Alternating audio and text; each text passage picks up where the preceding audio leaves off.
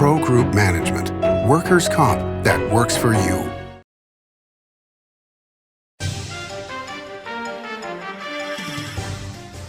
Good morning, this is Rachel Dahl in for Sam Shad on Nevada Newsmakers. Today we're talking to Greg Koenig, who's a freshman legislator representing Assembly District 38 on an all-new Nevada Newsmakers. Love and luck are in the air at Carson Valley Inn. $1,000 winners guaranteed every drawing night. Up to $7,500 every Saturday. And $15,000 in grand prize giveaways Friday, March 31st. It's the Love and Luck giveaways at the Carson Valley Inn. Big R in Sparks is located on Bering Boulevard next to Smith's and across from Reed High School. It's a 50,000 square foot hardware store and a whole lot more. It's huge, with clothing, power equipment, tools, and of course, hardware. Big R is located on Bering Boulevard in Sparks next to Smith's and opposite Reed High School. Big R, hardware, and a whole lot more. What do you count on? You count on your power every day. At NV Energy, we've always powered what's important to you, but we're not looking at the past. We're focused on the future. While our standards are high, our rates will remain low. And our commitment to renewables isn't just meeting standards, but leading the way. Because you can count on more than just your power. You can count on the company who brings it to you. That's our promise. You can count on it. Win some Leprechaun loot during the $75,000 all-cash Go Green giveaways. More than 150 winners in all. Find your pot of gold with $15,000 in weekly cash giveaways guaranteed. And $25,000 in grand prize giveaways, including a $15,000 cash top prize. It's a good time to win at Tamarack Casino. Nevada Newsmakers Studio is located at the headquarters of the Nevada Trucking Association. Motion and purpose are a truck's greatest virtue. This is Nevada Newsmakers with host Sam Shad, a no-holds-barred political forum. Now, from the Nevada Newsmakers broadcast headquarters, here is Sam Shad. Good morning, we're on Nevada Newsmakers with Assemblyman Greg Koenig. He's from District 38, which covers a huge piece of rural Nevada, and we're happy to have you here today.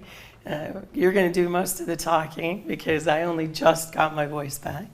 But Greg is a freshman legislator, new to the Assembly, but not new to politics at all.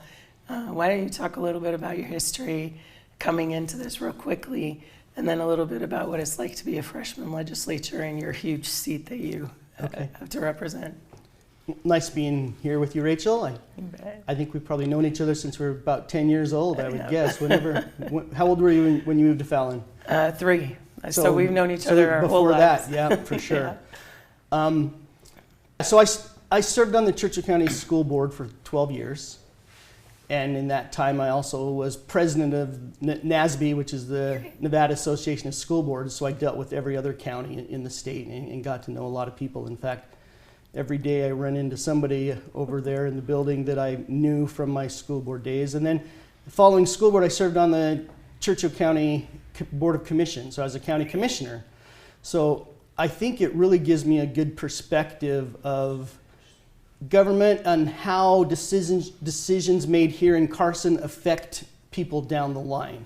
You know, a lot of these legislators and bless their heart, but this is the first time in politics. So they don't realize how, you know, what an unfunded mandate does when you're in a budget crunch on the school board and then an unfunded mandate comes down, how devastating that can be, or policies that affected the county that were made here. And I think by having kind of come up through the ranks, I think that gives me a little bit different perspective and gives me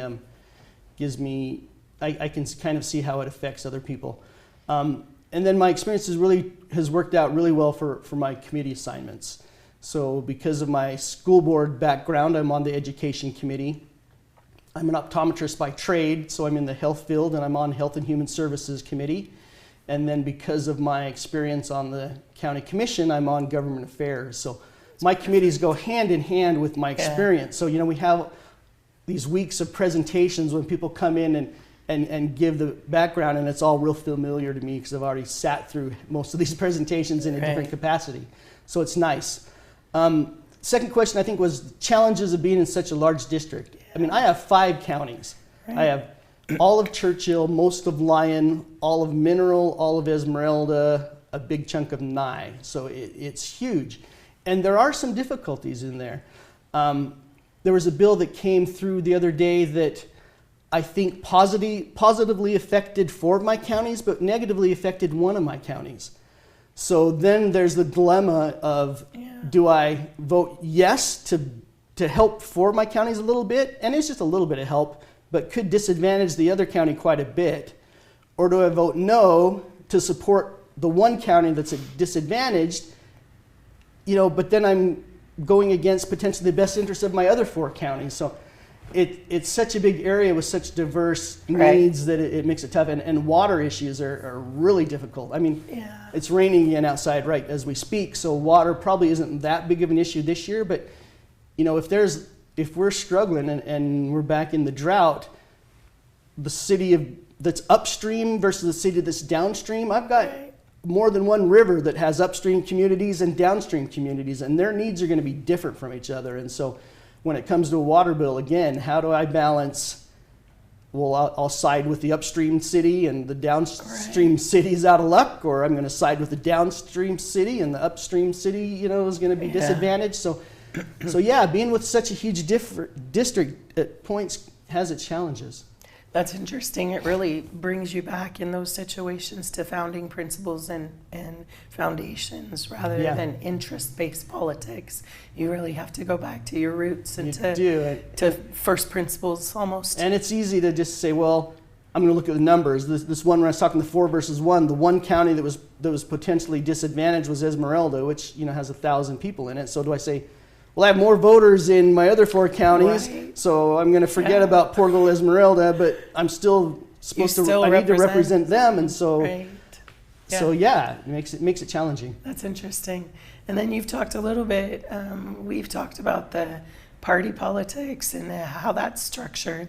Having a Republican governor, and then the situation you're in the Assembly. Talk about that a little bit. So being a freshman in the super minority, it's kind of easy just to get ignored a little bit, I think. But it is really refreshing to have a Republican governor. I mean, the example we've already had is SB 124. When SB 124 came out, it passed on the Senate side directly along party lines. So all the Democrats voted for it, all the Republicans voted against it. And then it comes over to the Assembly for us to vote on it. And all of us super minority decided that we were going to oppose that bill because we didn't like it. And word got out that the governor didn't support it either, and he was potentially going to veto it. So they came back with an amendment, and we still didn't really like the bill, but the amendment was maybe a little bit in the right direction. They came with a second amendment, and they came with a third amendment. So by the time it got to us, we voted on the bill with 3 amendments, and we voted that it passed. But previously, if there was a Democratic governor in there, the original version that was completely along party lines would have passed that we didn't support at all. And so now I think because of the threat of the veto, I think we'll be seeing a lot of their bills with amendments on them. So it might not be perfect, but it's a lot. Yeah, it's a lot better and more down the middle than just completely along party lines. So I think having that threat of the veto is gonna let us see a lot of amendments this session. I think. All right. When we come back, we'll take a little break, but let's talk about some of the other bills that you have going and how you've gotten them to get hearings. All right. We'll be back on Nevada Newsmakers. Pro Group Management is the place where companies can find workers' comp solutions that are designed to meet their specific business requirements. As regulations evolve, Pro Group takes a proactive approach to clear the path to make sure your business stays ahead of the curve. Knowing your workers' comp program is optimized, you can focus on other important matters related to your growing business. Pro Group Management, workers' comp that works for you. Early in the morning or throughout the night, professional truck drivers are on the job, serving you, safely moving freight that's crucial to our economy. From the oldest industries to our newest innovators, from the exotic to the everyday, trucks are everywhere, moving everything. Never afraid to embrace a future that makes Nevada and our nation stronger. Trucking moves America forward. Save money and take transit. Did you know you can ride the bus all day for less than what it would cost you for a gallon of gas? Plan your trip now by going to rtcwashoe.com. As you know, Reno is booming. Toll's development company is helping it grow with insightful design and development, building community with every project, adding beauty, adding excitement, emphasizing our shared humanity. Reno is becoming bigger. Toll's development is helping it become better, more livable, more enjoyable. To learn more, go to tollsdevelopment.com. tollsdevelopment.com. This is Nevada Newsmakers. We're back on Nevada Newsmakers. I'm Rachel Dahl for Sam Shad, barely with a voice. Greg, thanks for putting up with this. We're with Assemblyman Greg Koenig. He's from District 38. And we're talking about some of the bills that he's got going this session. I'm going to let you talk because this is annoying. So it's being a freshman, like I said, in the super minority is interesting. And when it comes to bills, as freshmen, we get 5 bills. And so, there's policy and then there's politics. So, of course, in an ideal world, you want to use your bills to change the world. Okay, yeah, I want to reform the election process. Protect the Second Amendment. Be fiscally responsible. I mean, those are your core values, and so you actually have the option of, could I put out like Greg Hafen has a voter ID bill, which they did a poll statewide, and 74% of the people in the state support voter ID. Yet, being in the super minority, the Democrats control every single committee, and the chance of that ever getting out of committee and getting a hearing is, next to none. If you put anything to have to do with abortion or anything that has to do with gun rights, they're not going to make it out of committee. So your choices are, do I put something up there that I'm pretty passionate about, but I know has zero chance of passing when you're in the super minority? So what I've done is I've chose to use my bills on things that I think will pass and that'll benefit my constituents. Like I've got a bill that's working with the Board of Optometry that's going to implement some telehealth into optometry. So, the perfect example for that one is I have over 500 patients from Round Mountain and Tonopah. Wow. And so if you come to my office to get contacts, I give you a pair of contacts, I make sure you can see out of them, I make sure they fit okay, and then I said, this is a trial pair, I need to see you back in a week for a 5-minute follow-up, and at that point, I'll finalize your prescription. Right. So these people are driving almost 3 hours to come to my office for a 5-minute check for contacts that are working just fine. Right. So in this bill, the initial visit has to be with me, face-to-face with the optometrist, but that 5-minute follow-up, as long as everything's okay, can be done telemedically. And so I think that'll benefit my rural constituents and something that I think has some pretty good bipartisan support, and I think we're going to get it passed. That makes sense. So the other bill that I'm doing that really helps the rurals is my bill that creates the rural emergency hospitals. So right now, as far as what a medical facility is defined in NRS, and there's a list of 18 different things that are defined as medical offices or medical facilities. And so all I'm doing is adding number 19 at the bottom of that is rural emergency hospitals. And with that not being specified in NRS, they're not eligible to apply to be reimbursed by Medicare or Medicaid. And without those funding, those places financially just can't stay afloat. They just can't stay open. And so by adding that to the definition, now they can apply and get reimbursed by Medicare and Medicaid. And those are the facilities that are going to, this is not anything that's going to go on in the big cities. This is only out in the rurals, and it's going to help, the health care and the availability of people getting treatment they need out in the rural. So I was really looking to benefit the rurals with my bills. And there's some controversy now, and I'm not sure who's starting it, but they're starting to call the rurals, they want to call it frontier counties instead of rural counties. To me, if it's a mining county, it's a frontier county. If it's a farming county, then it's a rural. So I don't know who gets to set that definition, but there's a little bit of argument going on there. And will that affect the designation of No, it's just what you call it. Yeah.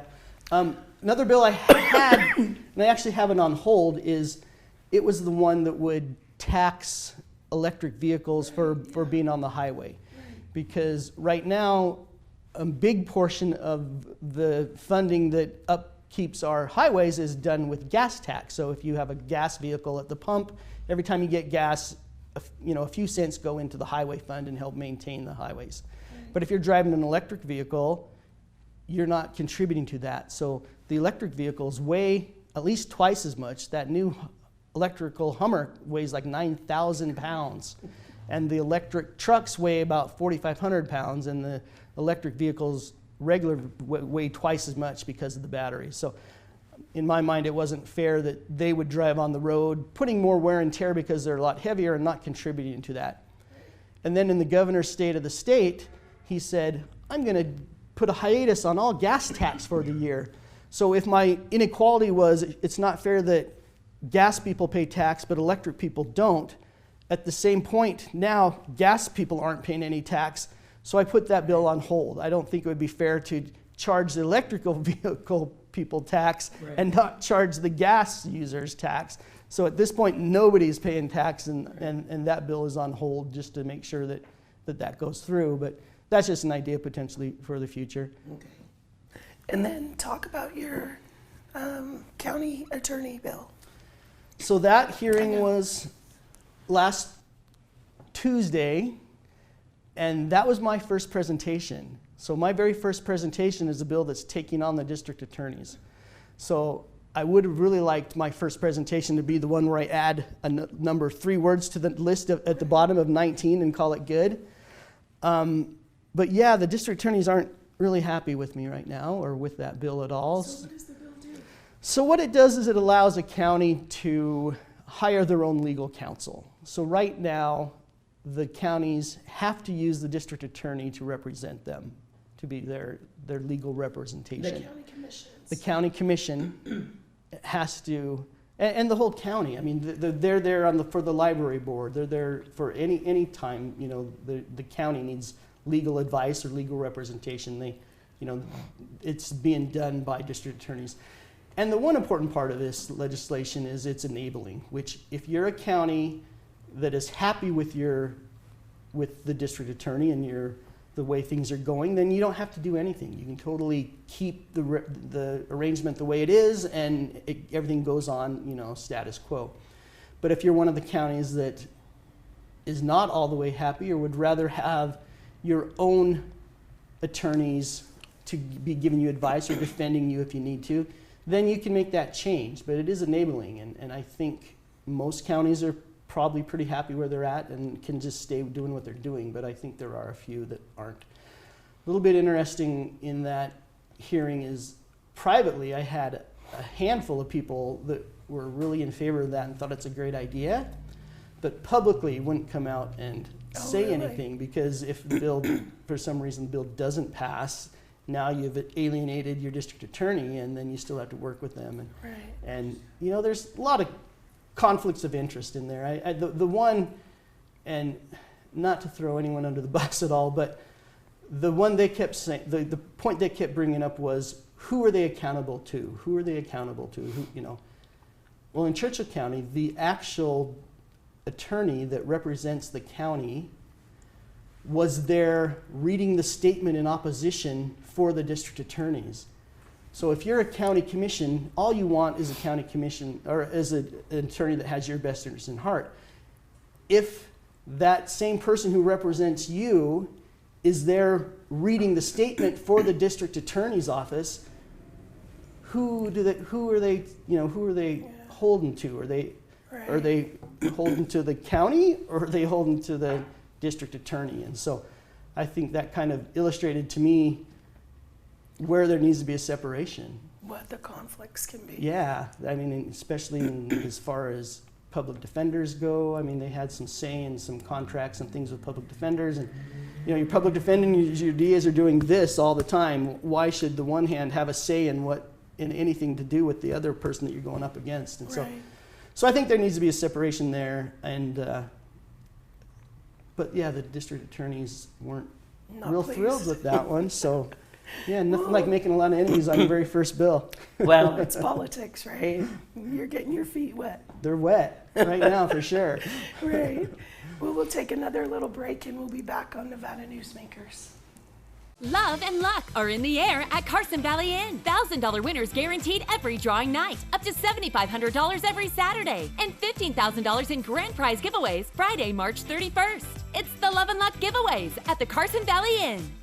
Hi, I'm Renee Summerhour, digital news anchor here at 7 at 7. Watch our streaming nonstop newscast immediately with your mobile phone. 7 at 7 is the new way for you to get every bit of local news you need in just 7 minutes. Breaking news, local neighborhood news, weather, and sports are just a click away. Reporters bring you all of what's happening in the Valley. From Roku, Amazon Fire, Apple TV, YouTube, and more. Get every bit of local news you need from the RJ and LVRJ.com. Like a traditional handmade basket, retail is woven into the fabric of life in Nevada. From big box to mom and pop, retail supports our communities in countless ways. Jobs for the disabled, team uniforms for kids, help for the elderly, and so much more. Retail employs over 1 in 10 workers. Retail supports Nevada, and we support retail. RANNV.org. Imagine a magical garden that feeds Carson City's hungry and homeless, teaches our high school students agriculture, creates hanging floral displays to beautify downtown, and yet charges nothing. It's not magic. It's the Greenhouse Project. It's real, it's growing, and it needs your help. Go online to carsоncitygreenhouse.org so together we can grow it forward. This is Nevada Newsmakers. We're back on Nevada Newsmakers with Assemblyman Koenig from District 38. He's a freshman this year, and he's learning the art of horse trading. So how is that all going? And that's kind of the most interesting part of where you're at with the super minority. Yeah, it puts you in an interesting spot. Yeah, I like the term horse trading. You know, coming from my background out in Churchill County and out in the rurals where, you know, on county commissioners, all three of us were pretty conservative Republicans, and so that's all you've dealt with before, and now you come into Carson and you know we're in the super minority, and that changes things a little bit. But yeah, I think, you know, there's policy and there's politics, and I feel pretty confident with my policy. But the game of politics when you get over here is a whole different beast for me. It's something that, you know, you have to learn. So there's 7 freshman Republicans, and there's also 7 freshman Democrat on the assembly side. So we went through, I think, 9 days of training with all as a group. So you got to know, you know, the whole group pretty good. So, yeah. So you know, I feel like I have a pretty good relationship with the freshman Democrats, and a handful of the incoming Democrats I feel like friendly with, and some of them, you know, probably don't even know my name yet, but that's, you know, they're busy doing other things on their end. But you know, you come to realize real quick that there is definitely some politics involved. That, you know, if you want to pass your bills, you've got to, first off, you've got to get it out of committee and have a hearing. And when every single chairperson of every single committee is a Democrat, that potentially, you know, you could just get shut out. There's right. a chance that none of your bills get hearings, and then what would we even come for? So, right. But I found that you know, there's certain lines you're not going to cross. I mean, I have my core values, and if a bill is, you know, has anything to do with those core values, there's no compromise. But a lot of times you have to get signatures on each other's bills, and if I want to get my bill out of hearing, it looks a whole lot better if I have, a handful of Democratic signatures on my bill instead of if I just submit it with all the Republican signatures on there, that how much weight does that carry? So, so there's always a little bit of a trade-off going on where you're like, okay, I'll sign your Democratic bill if you sign mine, and and there's some that they're not heavy or maybe a little silly. Like there was a Democratic Assemblywoman who wanted to create an esports day, for gaming, just to give some recognition to the kids who are into esports. Okay. I play a little bit of video game. I have nothing against that. So I'm like, sure, I'll sign your esports bill day.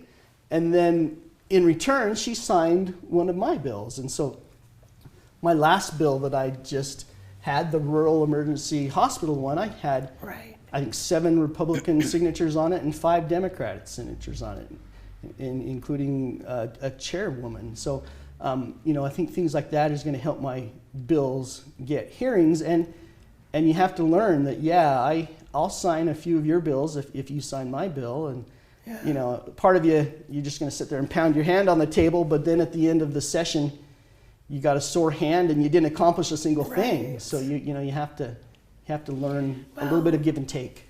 And I think that's important because adding those 3 words to the bottom of that bill is going to matter so much to rural Nevada. And it's horse trading that matters. Yes. And it's, not too controversial, and I think it can be fairly nonpartisan, just like with my telehealth bill. Like they can say, I'm championing for my rurals, and they can see that, and they'll say, okay, I'll go ahead and sign that one. Right. But by signing it, when they come to me with something, you got to sign some of theirs too. You just got to be careful. I mean, you got to be careful what you sign, but you got to work together. If you got to work together, or you're just going to not get anything done at all. So it sounds like you're just off to a good start. Oh, sometimes I wonder. Well, we're grateful for you for doing this, and grateful for you for coming today. So thank you very much. Thanks for joining us today on Nevada Newsmakers. Modern boutique Ahern Hotel and Event Center sits at the heart of the Las Vegas Strip. 2 floors of meeting and event space are ideal for groups and conventions. Stay in one of 200 luxurious rooms and suites. Brand your event throughout the property. Flexible event spaces make for easy planning and personalization. Take over the entire hotel with a full buyout option. With Nevada's only transplant center and verified burn center, the science is here. With award-winning cardiologist and the state's only dedicated heart failure clinic, the talent is here. With Nevada's most advanced robotic surgery, the technology is here. And with the Silver State's only designated pediatric trauma center, hope is here. All because we are here. UMC. As always, you can watch Nevada Newsmakers 24 hours a day at NevadaNewsmakers.com. We'll see you on the next show.